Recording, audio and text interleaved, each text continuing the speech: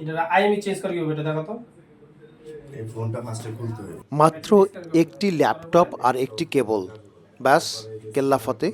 মাত্র কয়েক মিনিটে এই ডিভাইসগুলো দিয়ে পরিবর্তন করা হচ্ছে চোরাই মোবাইলের IMEI।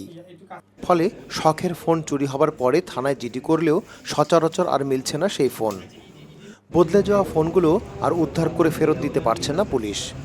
চট্টগ্রামে পুলিশের তদন্তে উঠে এসেছে এমনই ভয়ঙ্কর IMEI বদলের চক্রের তথ্য।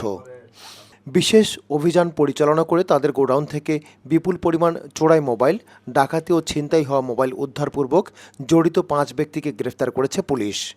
এ সময় তাদের কাছে থেকে 24টি আইফোন সহ মোট 157টি মোবাইল, IMEI পরিবর্তনের মেশিন, নগদ 1 লক্ষ টাকা ছাড়াও বিভিন্ন মোবাইলের কেসিং উদ্ধার করা হয়। সম্প্রতি সিএমপি কার্যালয়ে আয়োজিত এক সংবাদ সম্মেলনে বিষয়টি নিশ্চিত করেছেন ডিসি দক্ষিণ মোহাম্মদ হাবিবুর রহমান। সর্বমোট 157টি স্মার্টফোন, যার মধ্যে 24টি আইফোন, নগদ টাকা 1,15,000। আপনারা যেটা দেখছেন লেজার মার্কিং মেশিন, এটা যে সমস্ত ল্যাপটপ এবং ফোনের ইন্টারনাল ডিজিটাল ইনফরমেশন গুলোকে চেঞ্জ করা যায়, IMEI কে চেঞ্জ করা যায়। এবং আপনারা জানেন যে IMEI চেঞ্জ করলে সেটা আবার অন্য ধরনের ক্রাইমের সাথে সেই ফোনগুলো যুক্ত হয়ে পড়ে। এর সাথে রয়েছে 201টি অবৈধ সিম কার্ড।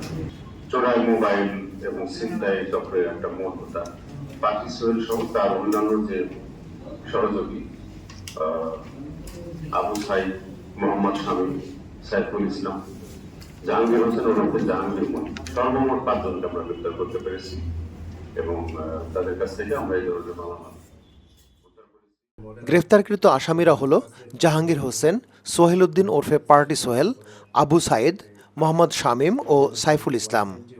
পুলিশ জানায় কোতোয়ালি থানা পুলিশের একটি টিম প্রথম একজন মোবাইল ছিনতাইকারীকে আটক করেন।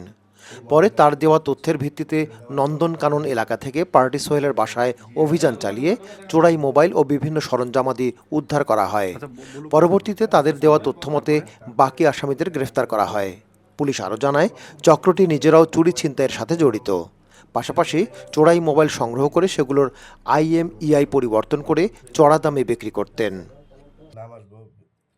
রায়হান হোসাইনের পাঠানো তথ্য ও ভিডিও চিত্রে মিজান তালুকদার, আপডেট টিভি।